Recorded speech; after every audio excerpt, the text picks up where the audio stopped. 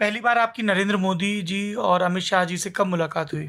नरेंद्र मोदी जी से 2014 में ही दरभंगा के राज मैदान में ही मंच पे पहला मुलाकात होता है। और उस अमित शाह जी से उस समय मुलाकात नहीं हुआ। और उसके बाद हाँ, तब तो 2015 अमित शाह हाँ यूपी में यूपी में व्यस्त थे। थे। तो फिर उसके बाद हम पटना तक आते हैं 2015 में।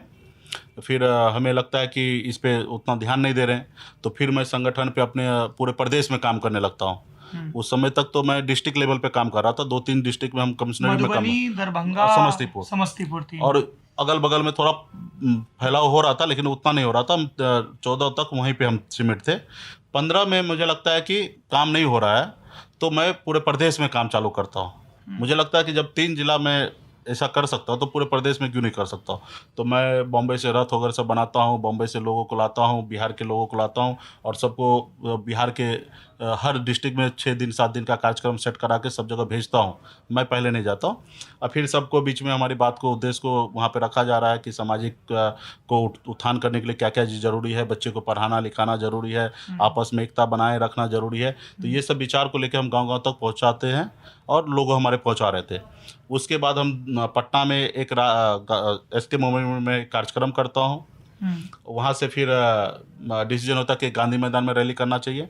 और फिर 2015 में हम कुछ 12 फरवरी या 14 अप्रैल को हम एक कार्यक्रम करते हैं पटना के गांधी मैदान में।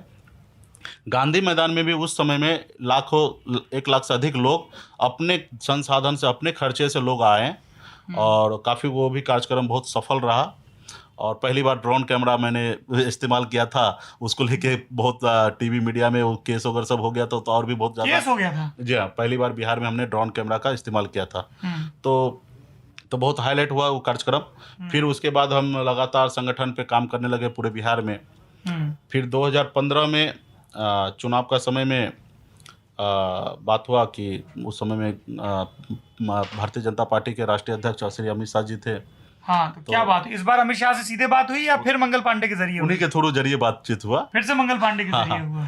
तो वहां तक पहुंचने के लिए तो कोई तो जरिया चाहिए। तो फिर बात हुआ। फिर क्या प्रॉमिस किया अमित शाह ने आपको? उन्होंने कहा कि अभी तो चुनाव का समय है, जो आपसे वादा हुआ उस पर हम लोग ध्यान देंगे। अभी तो कुछ लोगों को, आपके लोगों को टिकट उकट दे के चुनाव उनाव लड़ाइए, जिताइए और आप भी लड़िए और आप मदद कीजिए। और आने वाले समय में आपका जो इशू है उस पर हम लोग सरकार में है काम करेंगे। तो मैं निर्णय लेता हूँ कि मैं चुनाव नहीं लड़ूंगा। क्यों? मुझे राजनीति उस समय में नहीं करना था। तो हम अपने आप गांधी मैदान में रैली कर रहे हैं, आप प्रदेश में रथ घुमा रहे हैं, संगठन खड़ा कर रहे हैं और आप कह रहे हैं मुझे राजनीति नहीं करनी। अब उस समय में मेरा इच्छा था नहीं लड़ना। तो मेरे घर के सीट पे गोराबोड़ा में मैंने अपने साथ में काम कर रहे थे वो विनोद बम्पर को मैंने टिकट उस समय में दिलाया। कितने टिकट दिए बीजेपी ने आपके कहने पे? कई टिकट दिए, मतलब निषाद समाज को, हरी सहनी को दिए, विनोद बम्पर को टिकट दिए, सुगौली में रामचंद्र निशानी जी को दिए। तो कई टिकट वहाँ पे दिए। फिर महागठबंधन में उस समय में भी कई लोगों को टिकट दिया गया। मतलब आप वो इकलौते व्यक्ति होंगे जिसके कहने पर 2015 में महागठबंधन भी टिकट दे रहा था, एनडीए भी। जी हाँ। तो क्या दोनों तरफ क्या प्रॉमिस कर रहे थे आपकी, दोनों लोग मान गए? बात ये हुआ कि जब हम पहले एनडीए के साथ हम थे, फिर उस समय में माननीय नीतीश कुमार जी ने 12 घंटे में अनुशंसा कर देते हैं कि निषाद समाज को जो आरक्षण मिलना है वो कैबिनेट पास कर देते हैं। और लाठी डंडा पटना के गांधी मैदान में चलता है और काफ़ी निषाद घायल होते हैं। उसके बाद मैं प्रभावित होकर माननीय नीतीश जी को मैं निर्णय लेता हूँ कि आपको हम मदद करेंगे। 15 टिकट पे प्रशांत किशोर जी से फाइनल होता है कि 15 टिकट आपके लोगों को देंगे। और वो बहुत हद तक लोगों को टिकट देते हैं। समस्तीपुर में, मोरबा में टिकट दे देते। विद्यासागर निषाद हमारे जिला अध्यक्ष थे। कटिहार में विजय गौरी को टिकट दे देते हैं, तो मेयर थे, उनको टिकट दे देते। तो और भी कई जगह टिकट बांट रहे थे। तो अमित शाह गुस्सा नहीं हुए कि अभी आप हमसे पैक्ट और प्रॉमिस कर रहे थे, अब आप उधर चले गए?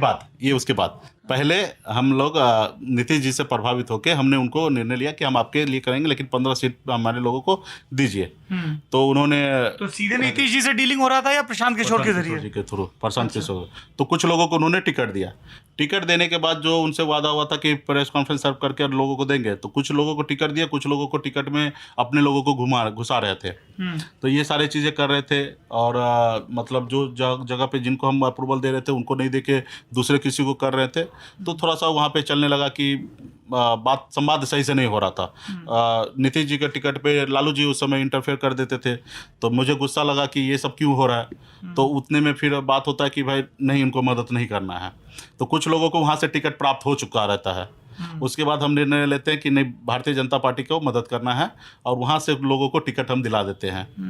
और फिर 2014 में 15 में भारतीय जनता पार्टी को मैं पूरा प्रचार करके मदद करके उनको पूरे बिहार में घूमता हूँ और सरकार उनका नहीं बनता है। विरोधी यही कह रहे हैं कि मुकेश सहनी का क्या है कि अभी यहाँ हैं अभी वहाँ हैं, नीतीश के साथ थे एनडीए में चले गए, यूपीए के साथ थे एनडीए में थे। हम किसी के साथ नहीं थे, हमारी सामाजिक संगठन था। हाँ, और रहा कि जो आप बात कहिएगा बोलिएगा उसको फिल नहीं कीजिएगा तो हम आपके साथ क्यों रहें। मैं हमेशा ये स्टैंड मैंने अपनी ज़िंदगी में लिया हूँ और आगे भी लूँगा कि अगर आप वादा किए, अगर आप बात कर रहे हैं कि ये करना है तो ये करना है। तो अभी बीजेपी से गठबंधन में क्या तय हुआ? रिजर्वेशन की कुछ बात तय हुई है? रिजर्वेशन पे भी बातचीत हुआ कि वो समय रहते हुए सारा चीज़ होगा, क्योंकि ये बड़ा प्रक्रिया है आरक्षण वाला। अभी हम लोग रहा कि भाई सामाजिक नीतीश कुमार ने कमिटमेंट दिया है, क्योंकि गठबंधन में तो नीतीश कुमार भी हैं। नीतीश जी से भी हम मुलाकात किए हैं और नीतीश जी ने बोला कि बहुत मजबूती से आप लड़ाई लड़ रहे हैं, जो समाज को लड़ाई लड़ रहे हैं उसको किए हैं, पहुंचाएं आगे, अगला जनरेशन आप हो, अगला पीढ़ी आप हो और ये लड़ाई को अंजाम दो, आगे बढ़िए। और लेकिन नीतीश जी ने कोई क्लियर वर्ड्स में कमिटमेंट नहीं दिया।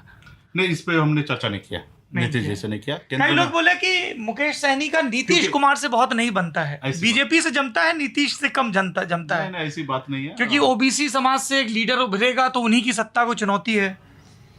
नहीं, मैं ये नहीं मानता हूँ। और जब भी मौका मिला मैं नीतीश जी से मिला हूँ, उन्होंने भी मुझे काफ़ी रिस्पेक्ट किया, मैं भी उनको काफ़ी रिस्पेक्ट दिया। मैं हमेशा उसको अपने गार्जियन के तौर पे मानूंगा। क्योंकि तो जब आप ये आरजेडी से हटे तो जेडीयू के बजाय बीजेपी के साथ गए, इसकी क्या वजह रही? नहीं, बीजेपी ऐसे नहीं, हमारे पास जहाँ से फोन आया, जिनसे बात करना था, जेडीयू से रीच आउट नहीं किया किसी ने? जेडीयू से भी हुआ, बातचीत हुआ, लेकिन इस मुद्दे पे नहीं हुआ। और मैं तो एनडीए का पार्ट बना हूँ। हाँ, मतलब मैं एनडीए का पार्ट बना हूँ। मैं बीजेपी भी हमारे साथ है, जेडीयू भी है, और हम गृह मंत्री साहब से भी मिले, उनसे का भी आशीर्वाद लिया। तो मैं माननीय नीतीश जी से भी आशीर्वाद लिया हूँ और मैंने निर्णय लिया कि माननीय नीतीश जी को बिहार में मुख्यमंत्री बनाने का जो मुहिम है उसमें जितना हो सकता है उसमें मेरा सहयोग हो और बनाएं, और उनके हाथ के नीचे रहकर मैं उनसे बहुत कुछ सीखूं, ताकि आने वाले समय में बिहार प्रदेश के 12 करोड़ लोगों के लिए काम करे।